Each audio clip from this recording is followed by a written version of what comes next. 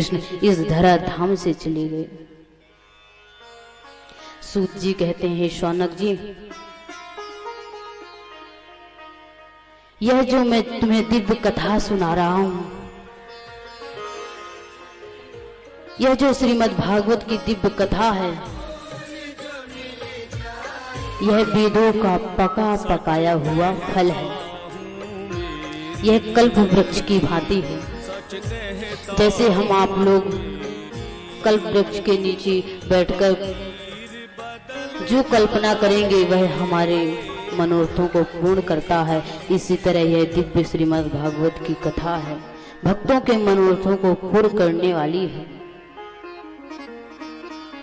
इस कथा में 18,000 श्लोक हैं, 335 अध्याय हैं और 12 स्कंद हैं, जो कि सुखदेव जी और राजा परीक्षित का संवाद है। ध्यान रखना, सुखदेव जी जैसा वक्ता होना कठिन है और परीक्षित सा श्रोता होना भी बड़ा दुर्लभ है। क्यों? क्योंकि ये दोनों वक्ता और श्रोता बड़े ही अद्भुत हैं। दोनों को जन्म लेने के पहले ही भगवान का दर्शन हो गया था, इसलिए सुखदेव जी का नाम है विष्णुरात, ब्रह्मरात, और परीक्षित जी का नाम है विष्णुरात। ऐसी परम पावनी कथा श्रीमद् भागवत की सूत जी शौनक आदि ऋषियों को सुनाते हैं और शौनक आदि ऋषियों ने कहा, भगवान, यह दिव्य कथा वेद व्यास जी ने किससे प्रेरित होकर और किस स्थान पर इस संहिता को बनाई, आप हमें यह बताएं। सुखदेव जी का जन्म कैसे हुआ यह भी बताएं।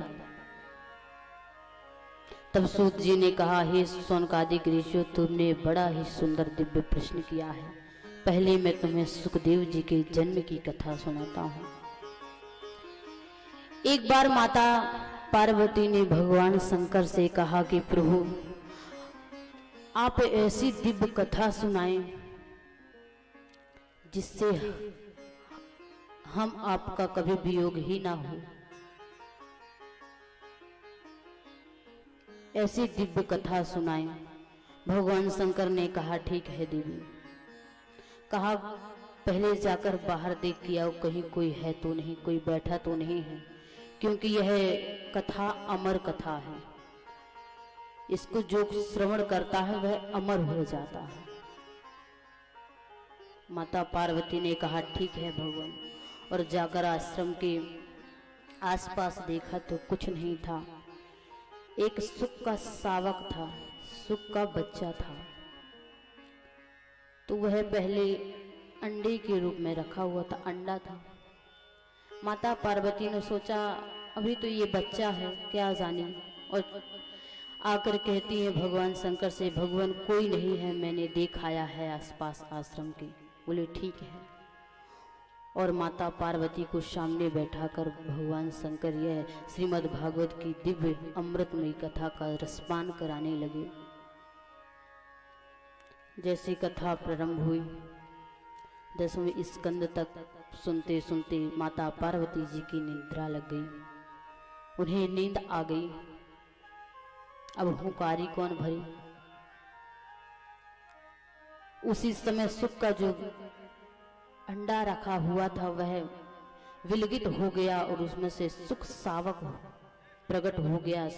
सुख का तोता का बच्चा प्रकट हुआ और वह आकर भगवान शंकर की कथा में हुंकारी भरने लगा। हुंकारी भरते भरते जब कथा पूर्ण हुई, तब माता पार्वती ने कहा, भगवान, आपने बड़ी अच्छी कथा सुनाई, पर मैंने तो उद्धव प्रसंग सुना ही नहीं है। जब उद्धव वृंदावन में गए तो उनकी गोपियों से क्या चर्चा हुई, आपने तो मुझे बताया ही नहीं, मैं सुनी ही नहीं, क्योंकि मेरी नींद लग गई थी। भगवान शंकर ने कहा, जब आप नहीं सुन रही थी तो हुंकारी कौन भर रहा था? देखा तो वहाँ एक तोता का बच्चा बैठा हुआ था जो कि हुंकारी भर रहा था। भगवान शंकर ने देखा कि इसने तो अमर कथा श्रवण कर ली और ये तो अमर हो जाएगा, और क्रोध करके भगवान शंकर अपना त्रिशूल उठाकर उसको मारने के लिए दौड़े। वह भागता भागता वेदव्यास जी के आश्रम में पहुंचा। वेदव्यास जी की पत्नी जो पिंगला थी वह जमुहाई ले रही थी। उसी समय वह तोता उनके मुख के द्वारा गर्भ में प्रवेश कर गया। भगवान शंकर वापस आ गए क्योंकि एक अबला पर प्रहार करना यह अच्छा नहीं है। अब वह जो वेदव्यास जी की पत्नी के मुख से जो गर्भ में गया हुआ तोता का बच्चा था, सुख का शावक था, वह निकला ही नहीं। कई वर्ष बीत गए, 12 वर्ष तक जब वह नहीं निकला तब वेदव्यास जी कहने लगे, पुत्र निकलो, तुम्हारी माँ को पीड़ा हो रही है, तुम्हारी माँ को कष्ट हो रहा है। बोले, पिताजी मैं नहीं निकलूंगा क्योंकि मुझे निकलते ही माया घेर लेगी और मैं माया के चक्कर में नहीं पड़ना चाहता। भगवान वेदव्यास जी ने कहा कि पुत्र मैं तुमसे मैं कह रहा हूं कि तुम बाहर निकलो और तुम्हें माया नहीं घेरेगी। सुखदेव जी महाराज ने कहा, पिताजी जब तक मुझे आकर स्वयं मायापति भगवान आकर मुझे सांत्वना नहीं देते, आशीर्वाद नहीं देते कि मेरी उनकी माया मुझे नहीं व्यापेगी, तब तक मैं माँ के गर्भ से बाहर नहीं निकलूंगा। और सच में जब जीव माँ के गर्भ में रहता है तो उसे पूर्णता ज्ञान रहता है कि मैं संसार में जाऊंगा और मैं संसार में इसलिए जा रहा हूँ क्योंकि मुझे भगवान भजन करने के लिए, अपना नाम लेने के लिए भेज रहे हैं। और भगवान से कहता है, भगवान मैं जब गर्भ से बाहर निकलूंगा तो सच में आपका ही भजन करूंगा, आपका ही नाम लूंगा। लेकिन वह इन बातों को भूलकर और संसार की माया में फंस जाता है। भूमि परत भार ढावर पानी, जन माया जीव ही लिपटाने।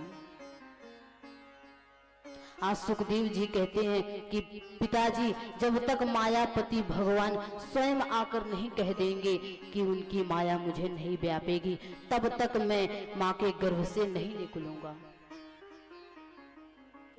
उसी समय वेदव्यास जी ने भगवान का स्मरण किया और दिव्य मायापति भगवान श्री नारायण प्रकट हुए, श्री कृष्ण प्रकट हुए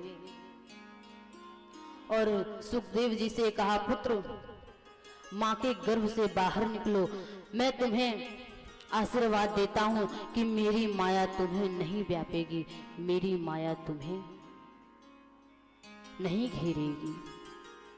माँ के श्री भगवान का आशीर्वाद पाते ही वेदव्यास जी माँ के गर्भ से बाहर निकले और निकलते ही आश्रम से बाहर वन की ओर चल दिए।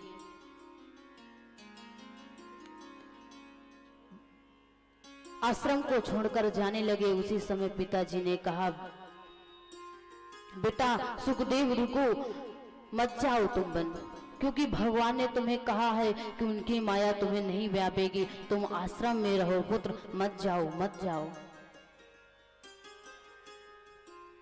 वेदव्यास जी इतना पुकारते रहे बेटा को, परंतु सुखदेव जी महाराज ने नहीं सुना और अनसुना करते करते जाने लगे वन की ओर। पिताजी भी पीछे से दौड़ लगाई, पुत्र मत जाओ, पुत्र मत जाओ। मार्ग में एक सरोवर मिला, वहां सुंदर अप्सराएं जल विहार कर रही थी। अप्सराओं ने जब सुखदेव जी को देखा तो वस्त्र धारण नहीं किया और उनके पिता वेदव्यास जी को देखा तो वस्त्र धारण कर लिया। इसका कारण जब अप्सराओं से वेदव्यास जी ने पूछा तो अप्सराओं ने कहा कि भगवान आपकी दृष्टि में स्त्री पुरुष का भेद है, परंतु आपके पुत्र की दृष्टि में स्त्री पुरुष का भेद नहीं है। ऐसे थे सुखदेव जी, परम ज्ञानी, परमहंस थे, ऐसे निर्लिपि जिन्हें स्त्री पुरुष का भेद भी नहीं मालूम।